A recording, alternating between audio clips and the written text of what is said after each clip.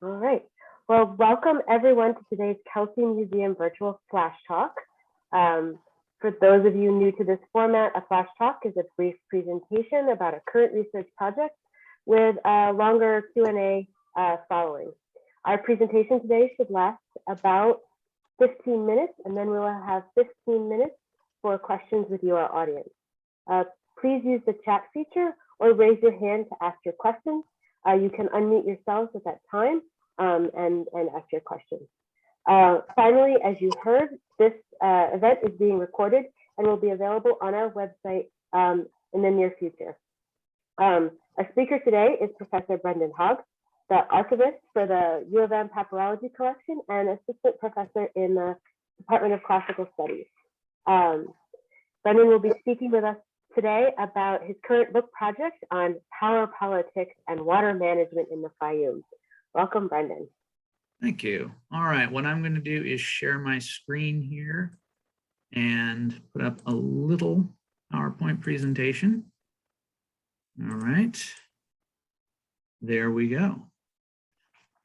All right, thank you. Thank you for being here, taking the time to come to this event. So as Kathy indicated, I am just have to plug them in. The archivist of the papyrus collection here at the University of Michigan. Now, this is the largest collection in the Western Hemisphere of everyday documents from Greek and Roman Egypt. That is roughly the 4th century BC to the 7th century AD. So this papyrus documentation, it covers everything from tax receipts, contracts for lease and sale, governmental administrative paperwork, private accounts, and even private letters. These papyri are therefore the richest source of documentation for everyday life in Mediterranean antiquity.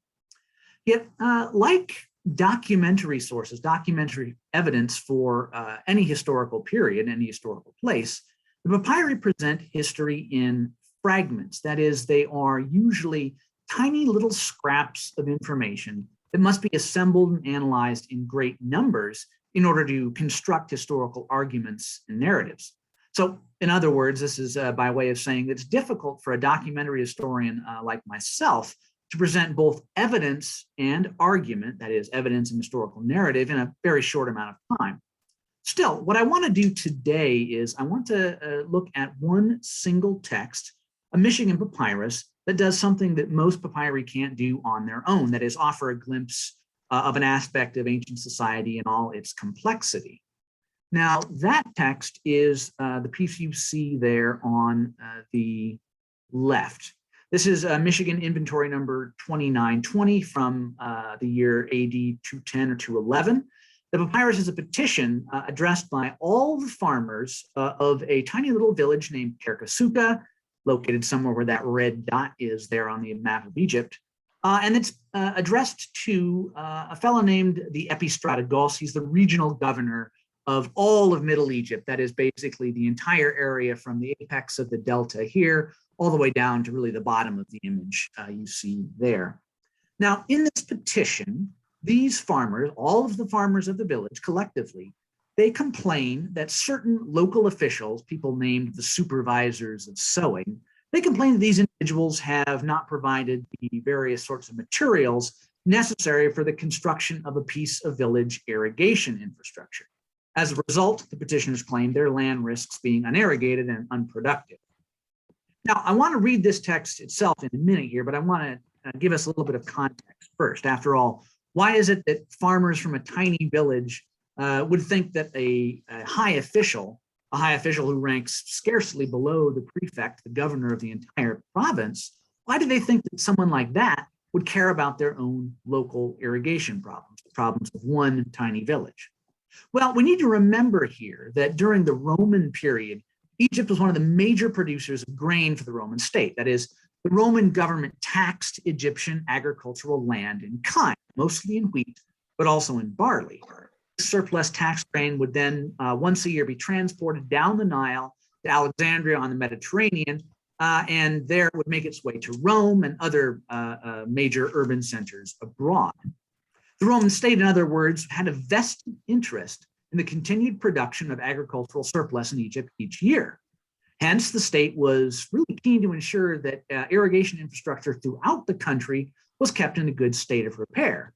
This would ensure that every agricultural village, every community could take maximal advantage of the water of the Nile's annual flood and produce an abundant grain harvest, a grain harvest that some percentage could be, from which some percentage could be extracted as tax. Now, most of our surviving papyrological evidence for Rome's investment in Egyptian irrigation comes through what we call Pantheros Receipts, or 5-day receipts. These are documents that derive from an administrative system in which Roman Egyptian authorities demanded that most able-bodied adult males work for 5 days a year to maintain irrigation structure in their own home village or somewhere in the nearby area. Now, after they'd completed this forced labor, this corvée labor, receive a receipt that attested his obligation had been fulfilled. So I've given you an example of this kind of documentation here from the Michigan collection. This is our inventory number 5843 from AD 131. It attests here that a man named Nephoros has fulfilled his obligatory 5 days of labor on a local canal that brought water to his home village, the village of Kuranis in the Fayum. Happens to be rather near to the village we'll be discussing here in a moment. You can hang out down here. I'm just watching a public talk. Sorry. Local officials in each of these country villages, they would also inscribe all of the information on these receipts into their own registers. They would thereby produce a long and detailed annual record of who had worked, where he'd worked, at what time, and for how long. All of those local village records were then assembled into an annual report in the condition of rural irrigation infrastructure in each of Egypt's rural districts, about 40 or so of those. And that information would then be conveyed to the central government in Alexandria.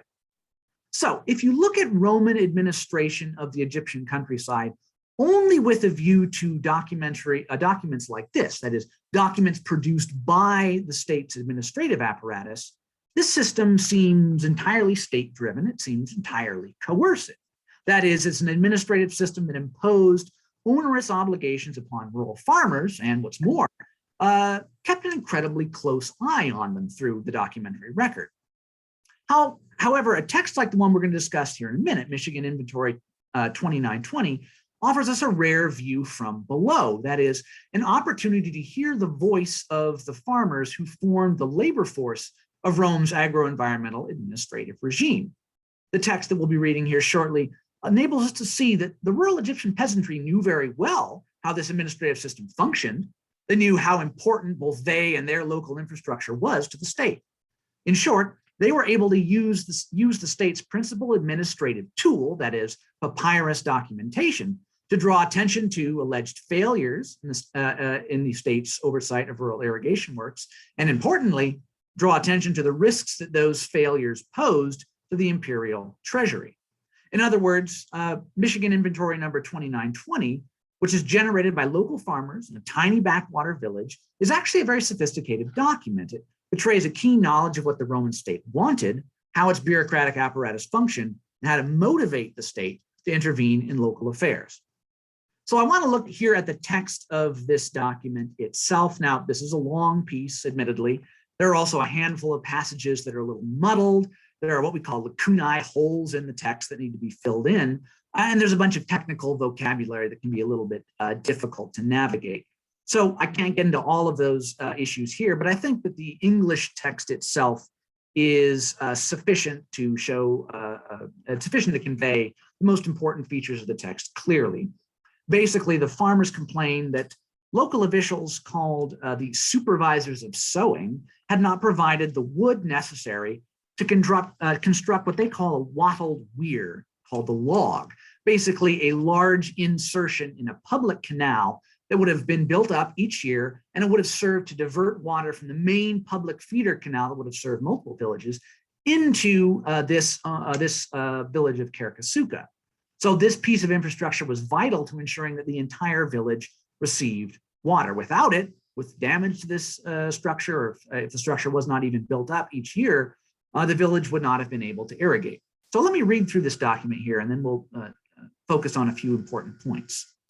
The document begins, to Antonius Colonianus, the most noble epistrategos, this regional governor, from Gellius Serenus and Gemellus Horin, and the rest of the landowners and public cultivators of the village of Kerkasuka. First of all, O most excellent of governors, you have to butter him up first, those who serve as prefect of Egypt from time to time devote forethought to the land by issuing written orders concerning the accomplishment of the labor and maintenance on dikes and canals.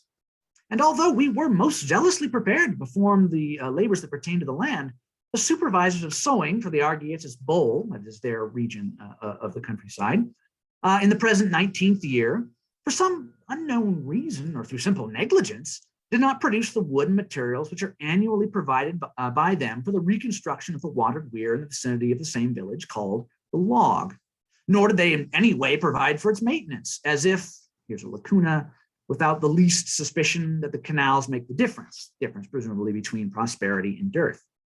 Now, since the land runs the risk of going dry on this account and inflicting injury on the most sacred treasury in the manner of the dues paid for these lands, which come to not a few myriads, that is, not a few 10,000 artabas or measures of grain, at a time when the most sacred Nile has shown himself most favorable to us for a good issue, we request, if it seems best to your beneficent genius, that you order with your vigor that the work be done, so that we may be able blamelessly to maximize the imminent sowing, and may it be for the good, and nothing be lost to the most sacred treasury.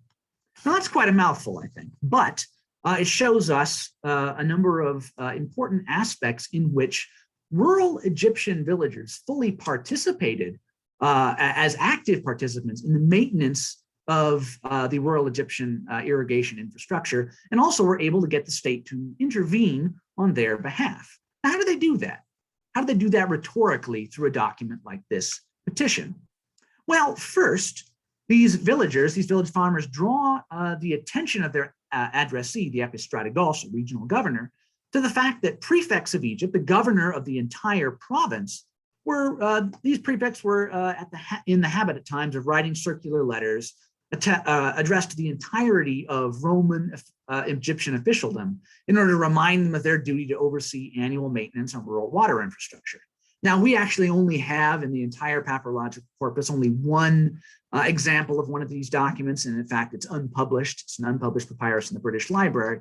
But we do have other examples of correspondence from Alexandria, from high financial officials in the central administration, sent to the entirety of the Egyptian countryside, reminding local officials to oversee the maintenance of irrigation infrastructure in the districts under their control. So this is indeed true. These villagers know that at the very top of the administration, their local officials were being pressured constantly each year to make sure that rural irrigation infrastructure was in a good state of repair. Secondly, these villagers in Kerkasuka, they rhetorically assert their own willingness to work. They were, they say, zealously prepared to work. And they thereby absolve themselves of any blame for local failures. Instead, they point the finger at certain local officials, these so-called supervisors of sowing, who had allegedly failed to fulfill their end of the bargain by supplying the raw materials the villagers needed in order to build up their local infrastructure. In other words, what they're doing here is pointing to a key failure in a chain of command that ran all the way from the top, all the way from the prefect of Egypt in Alexandria, down to local officials in a single village. In demanding the aid of a Roman high official with works that Roman high officialdom in turn demanded of them, these farmers therefore effectively depict themselves as willing participants in Roman Egypt's rural agro-environmental regime. Yet this discourse in this petition is, in some sense, also quite leveling. That is, it casts both the local farmers themselves and the local officials who allegedly failed them in a particularly close fiscal and labor relationship with the epistrategos and the Roman state. After all, they seem to say, if they were willing to play their part in this system, so too should these local supervisors of sowing. We're all in this together. Somebody else is letting us down. Finally, The villagers make clear more than once in this petition that they know exactly what Roman administration cares about. That is, they know that the Roman administration doesn't actually care about them, doesn't actually care about their own well-being. It doesn't care about the well-being of one single village way out in the backwater of the Roman Egyptian countryside. No, what the state actually cares about is aggregate tax return. It cares about agricultural production in order that some percentage of that production can be siphoned off the top, transferred to Alexandria, and thence to the center in Rome, in Italy. They know that the administration cares about the annual revenues of what they call the most sacred treasury. So help us, they're asking the epistrategos, for it is in your own best interest to do so. After all, you wouldn't want to disappoint the prefect of Egypt, your own boss, and you also wouldn't want to let down the abstract most sacred treasury. You would be disappointing the emperor as well. So what are the takeaways here? I think that this petition, a short document, a single document, I think it very well encapsulates the distinct duality of the administration of water in Roman Egypt. This is a system that is, yes, imposed from above and enforced from above, but it is also one in which the voices of rural laborers from below could also make themselves heard. Indeed, the farmers of Kerkasuka here demonstrate a clear understanding of the documentary apparatus of Roman administration. That is, they know how to use documents, the written word on papyrus, to galvanize the state into action. More importantly, they demonstrate a clear understanding of the goals of Roman administration. They demonstrate a clear understanding of the function, of its function and organization. And they demonstrate a clear understanding of their own place within this larger bureaucratic and administrative system. In this way, they are able to goad the bureaucracy into action and to impel it to intervene in the affairs of one tiny village. Now, as a coda, I should add here that it's usually the case, and indeed is the case here with this particular petition, that papyrologists like us, we don't usually have any information of what happens to a petition after it's submitted. That is, we very rarely ever see a response from the central government. We rarely ever see the outcomes of petitions. We do, however, see them in a few instances. So we have, I think, a good deal of confidence that when a petition was submitted to the right individual with the right action, with the right language, petitions were able to be acted on, and the state would intervene in local affairs. So although it's entirely speculative, I like to think that a petition like this had a very good chance of, first of all, being read, and second of all, being acted on in some way, shape, or form. So with that, I'd like to draw the speaking part to a close and open it up to any questions that you might have. I will stop share so I can see the chat window too. So if there are any questions, please feel free to write them in the chat window and Kathy will read them out. Yeah, thanks for a great talk. You're also welcome to unmute yourselves and ask your questions. Oh, yes, indeed. Also that as well. I just have a question that came to mind while you were talking about submitting this petition. Is this something that, I guess the mechanics of how this would work maybe, is this something that they would have sent along, or would they have gone with like a delegation with this document to petition the governor? Do we know? So there are a number of different ways that petitions can be sent up the chain. First, they can be sent directly to a local official who is answerable to the official you're trying to petition. You can basically put it on his desk and he can physically take it to the individual you're trying to reach. That's one possibility. We do have, however, instances of petitions being submitted to higher officials when they make annual circuits of the area, of their area of responsibility. That is, they make an annual tour, stopping in various places, or maybe even stopping in a local district capital. People will then flock en masse and present petitions there. But I think by and large, it's difficult to tell from the documents themselves how it is they actually made it from the local village to the destination. That's something that often can't really be recovered. It seems though, however, that generally they're written in copies. So one copy will be retained in the village and another copy will be sent along, but the exact mechanics of that are not entirely clear all the time.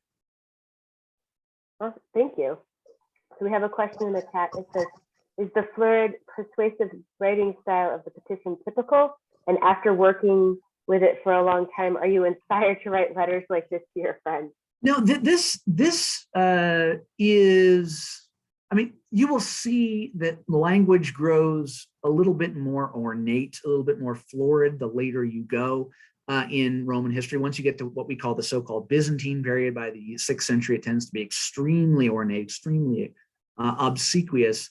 But at the end of the day, I think this is still normal for the period because these villagers are petitioning an individual who is only one of, I think, 3 epistratic goi, it's the plural, in the entire country. I think Egypt is divided up into 3 of these larger regions. So this is an extremely high official. He's not, right below the prefect, the governor of the entire province, but he's only a few steps below that.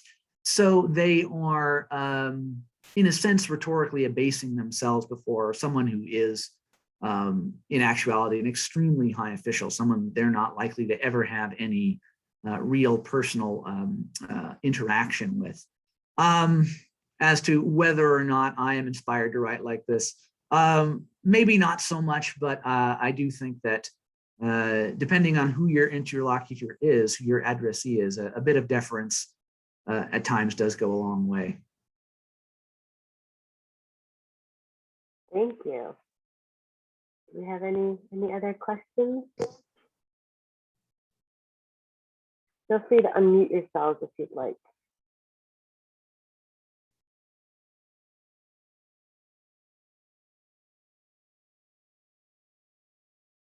Well, I have another one. What drew this document to your attention? How did you get interested in it? My interest is in the book project that I am working on is sort of a larger study of irrigation, governance, and rural society in the region of Egypt from which this document comes, the Fayum. And when you're dealing with, everyday questions of water management in antiquity, I'm interested in, sort of the history of everyday human water interactions. When you're interested in aspects of the everyday, the papyrological record is actually very thin. That is, when you, as a rural farmer, when things are going well, when everything's going swimmingly, you rarely ever commit that to paper, or papyrus in this case. Nobody goes home and writes a letter to their local district governor and says, dear district governor, no problems here, everything's hunky-dory, great, have a nice day. No, you only commit aspects of your interaction with your rural environment to paper when there is a problem. So for me, this document is one of only a very small handful of texts that gives us an insight into the way in which rural farmers on the ground in the Egyptian countryside interacted with both the natural environment, the built irrigation infrastructure of their communities, and the state that oversaw it. So we really have to take full advantage of the little that we do have at our disposal. There's very few texts, but also this text really drew my attention because of some research that I had done, or reading that I had done rather, in comparative history. There was a book written about 10 years ago now on state management of rural irrigation in the Ottoman Egyptian period, that is the late Ottoman period, the 18th century. And that historian had at his disposal, many thousands of documents in Ottoman archives in Cairo and Istanbul. And it was interesting to see the same concerns reflected in those documents as you see in a text like this. That is, that local village officials in the Ottoman period did much the same thing. They always reminded high officials that, look, your butt's on the line, so to speak, if there are failures here, because you're answerable to your boss, but also that the most important thing that we know you care about is tax. We know that you're concerned about tax revenue. So if ever we have a problem, we point to the fact that tax revenues risk running short this year. So it's a document that, this particular document is one that shows, I think, a broad continuity over time in the way in which state and rural society interacted to manage the rural Egyptian countryside in the interests both of rural farmers and also these extractive imperial states. Looks like we have another question here as well. Yeah, so did the villagers have to seek a scribe for this letter, or are there anyone in the village who would undertake this task? So yeah, that's a good question. By and large, most folks in everyday in the rural countryside are going to be what we would call functionally illiterate. That is, they don't read and write themselves. So villagers who want to submit a petition, either en masse or singly for any reason, will generally need to avail themselves of a local scribe. Now, the local village records office, an office known in Greek as the village scribe, is basically the lowest level of the bureaucracy. There are also local scribal offices, very low level government bureaucracy in every village. And these are places that you could go to have a petition or any other sort of document drafted up. So they would have sought, presumably they would have sought the assistance of a local scribe. Whether this document reflects absolute word for word dictation or whether there's some back and forth between them and the scribe, that's not entirely clear. However, it's likely that the composition of documents like this involved presumably some intervention on the part of the scribe, who really knows the bureaucracy himself, as well knows what language is likely to be most effective. But again, that sort of relationship, the act of really drafting up one of these things is something that is relatively obscured. Great, thank you. And the next question is, was the Roman administration successful in Egypt? Was there rebellion? So we do see a great deal of upset in later periods, say in the late 3rd century, especially. But I guess the answer to a question like that really comes down to what you mean by successful. So a successful administration, I think from the Roman imperial perspective, would be an Egypt that is at relative peace. There's relatively little disturbance in the countryside. People are paying their taxes on time and in the correct amount. In general, yes, already, however, by the later 2nd century AD, the later 100s AD, we do see some significant rebellion, significant disturbance in the north of Egypt, in the Delta, the Western Delta area, that seems to be the result of, arguably, it's the result of Roman administration, in the sense that Roman administration was so keen on extracting as much grain as possible from Egypt that it was pushing ever more land into cultivation, encouraging Egyptians to bring even marginal lands under cultivation.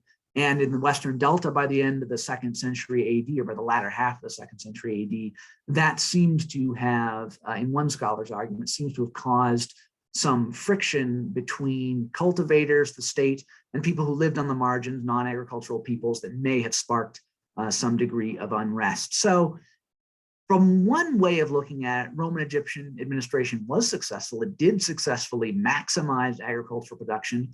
I don't think there was more land under cultivation in Egypt in the Roman period than until the 19th or the early, maybe the 19th century AD. Very strong imperial state maximizing agricultural production. That's successful, but the cost of that is a fair degree of coercion, really forcing people to cultivate lands that may not have been always the best for grain, really forcing people to work to bring water to places that maybe were not best suited for the type of agriculture that the state was interested in. So yes, successful in terms of maximizing production, but from the perspective of villagers, maybe maybe a little onerous, maybe a bit coercive at times. All right, thank you so much. Well, that is 12:30 for us. So thank you all for joining us, and thank you very much, Brendan, for that great presentation. You are all invited to join us again next month on September 10th for our next Flash Talk, when Professor Chris Rote will be speaking about his work at Notion. So thank you so much again, Brendan, and thank you all for being here today. Thank you. Have a good rest of your day.